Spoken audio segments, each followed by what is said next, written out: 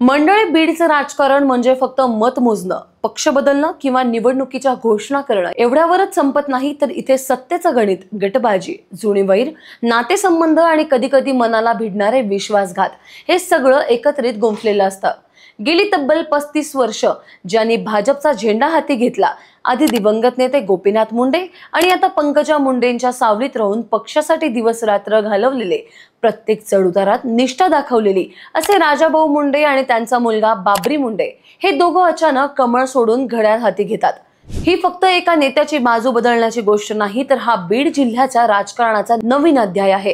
कारण या एका पावलाने महायुतीच्या पायाभूत गणिताला धक्का बसलाय आणि काँग्रेसच्या आतल्या गटबाजीला एक नवीन जिवंत ज्वालामुखी मिळले।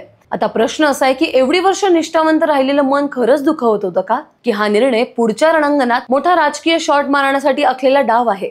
आज आपण या सगळ्या पडद्यामागच्या गोष्टी आणि नेत्यांच्या खेळमेळीचे डाव, गटबाजीचे परिणाम आणि या गोष्टींच्या पुढच्या राजकारणावर होणारा प्रभाव खोलवर समजून घेणार आहोत। नमस्कार, मी शुभदा आणि आपण पाहत आहात त्याचं काय महाराष्ट्र। तर मंडळी, स्थानिक स्वराज्य संस्थांच्या निवडणुका आता अगदी दारात येऊन ठेपल्यात। महायुतीत आणि विरोधी पक्षात इनकमिंग आणि आउटगोईंगचा हंगाम सध्या शिगेला पोहोचलाय।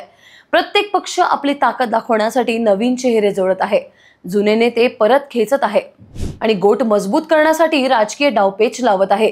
या सगळ्या गोंधळाच्या मध्ये एक बातमी सगळ्यांना हादरवून गेली आहे। भाजपचे ज्येष्ठ निष्ठावंत राजाभाऊ मुंडे आणि त्यांचा मुलगा बाबरी मुंडे, जे पंकजा मुंडे यांचे जीवाभावाचे सहकारी मानले जात होते, हे दोघं थेट अजित पवारांच्या राष्ट्रवादी काँग्रेसमध्ये दाखल झाले। हा फक्त पक्षप्रवेश नव्हे, तर हा बीडच्या राजकारणातल्या समीकरणाचा बदलणारा एक मोठा भूकंप होता। कारण बाबरी मुंडे हे नुसतेच नवीन चेहरे नाहीत, तरी मागच्या विधानसभा निवडणुकीत माजलगाव मधून अपक्ष म्हणून लढत देऊन त्यांनी आपली ताकद दाखवून दिली होती।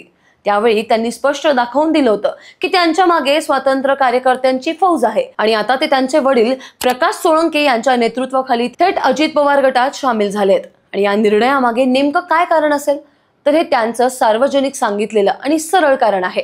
पक्षासाठी इतकी वर्ष निष्ठेने काम केलं, कठीण प्रसंगांमध्ये साथ दिली, पण स्थानिक पातळीवर कार्यकर्त्यांचा सन्मान होत नाही, निवडणुकांमध्ये दुर्लक्ष होतं आणि गटबाजीच्या राजकारणामुळे खरी ताकद कमी होत चालली आहे। अशा परिस्थितीत आम्ही आमचं राजकीय भविष्य सुरक्षित ठेवण्यासाठी नवीन मार्ग शोधला।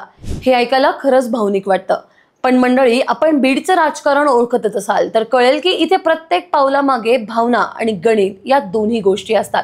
भाजपमधील अंतर्गत गटबाजी ही आता गुपित राहिलेली नाहीये।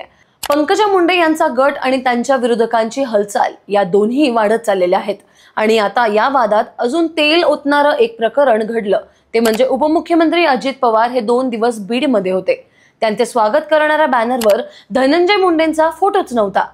धनंजय मुंडे म्हणजे बीडच्या राजकारणातलं एक मोठं नाव, प्रभावी नेता, पण त्यांचा फोटो वगळणं म्हणजे काहीतरी गंभीर संकेत। आणि या पार्श्वभूमीवर मुंडे पिता पुत्रांचा प्रवेश झाला। त्यामुळे आता हे फक्त राष्ट्रवादी काँग्रेसला नवीन सदस्य मिळणं नाही, तर थेट राष्ट्रवादी काँग्रेसच्या आतल्या गटबाजीला उघडपणे आव्हान देणारी घटना आहे। ही गटबाजी कशी दिसते, तर एकीकडे आहे धनंजय मुंडे यांचा गट आणि दुसरीकडे आहे प्रकाश सोळंके आणि यांचा गट। मुंडे पिता पुत्र आता सोळंके यांच्या छत्राखाली आहेत। याचा अर्थ पुढच्या काळात धनंजय मुंडे आणि प्रकाश सोळंके यांच्यातील तणाव अजूनच वाढण्याची शक्यता आहे। नुकत्याच झालेल्या धारूर खरेदी विक्री संघाच्या निवडणुकीत मुंडे, सोळंके आणि अडळसकर यांनी एकत्र येऊन भाजपला पूर्णपणे बायपास केलं आणि संचालक मंडळ बिनविरोधी निवडून आलं। ही घटना लहान वाटत असली तरी तिचा संदेश खूप मोठा आहे। बीडमध्ये नवं राजकारण समीकरण तयार झालंय आणि त्याचं केंद्र अजित पवार गटात आहे। आता या घडामोडींचा थेट परिणाम जिल्हा परिषद, नगर परिषद आणि नगरपंचायत निवडणुकांवर होणार हे नक्की। पंकजा मुंडेंसाठी ही डोकेदुखी आहे, कारण त्यांचा गट आता कमजोर होईल। दुसरीकडे अजित पवार गटाला स्थानिक पातळीवर मजबूत पाया मिळेल आणि त्यामध्ये धनंजय मुंडेंच्या भूमिका व भविष्यातील हालचाली हा देखील एक सस्पेन्स आहे। कारण बॅनरवर फोटो नसणं ही केवळ चूक नसते, तर हे संकेत असतात आणि अशा संकेतांवर बीडचं राजकारण फिरतं। त्यामुळे आता लोकांचा प्रश्न आहे की धनंजय मुंडे विरुद्ध प्रकाश सोळंके ही लढत उघडपणे रणांगणात येणार का? तर मंडळी, बीडचं राजकारण कधीच सरळ सोपं रेषेत चाललेलं नाहीये। इथे प्रत्येक भेट, प्रत्येक गैरहजेरी, प्रत्येक बॅनर मधील चूक हे सगळं काहीतरी मोठं सांगत असतं। मुंडे पिता पुत्रांचा हा पक्षप्रवेश आता खरोखरच सन्मानासाठी केलेला निर्णय आहे का, की हा पुढच्या निवडणुकीत महत्वाचा डाव साधण्यासाठी आखलेलं पाऊल आहे? आणि सर्वात मोठा प्रश्न म्हणजे राष्ट्रवादी काँग्रेसमधील ही गटबाजी आता थेट उफाळून बाहेर येणार आहे का? याचं उत्तर आता येत्या काळात काही महिन्यातच मिळेल. कारण स्थानिक स्वराज्य संस्थांच्या निवडणुका म्हणजे बीडच्या राजकारणातलं खऱ्या अर्थाने रणांगण. आणि या रणांगणात कोण कोणाच्या बाजूने उभं राहतंय हे पुढच्या 10 वर्षांसाठी बीडचं राजकारणाचं भविष्य ठरवणार आहे. तर मंडळी, तुम्हाला काय वाटतं? हा पक्षप्रवेश खरंच सन्मानासाठी केलेला आहे का, की पुढच्या निवडणुकीसाठी आखलेला मोठा राजकीय डाव? तुमचं मत काय हे आम्हाला कमेंटमध्ये जरूर सांगा.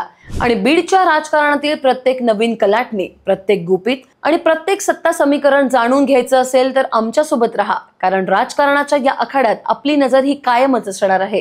तेव्हा कुठेही जाऊ नका, पाहत राहा आणि सबस्क्राईब करा त्याचं काय महाराष्ट्र.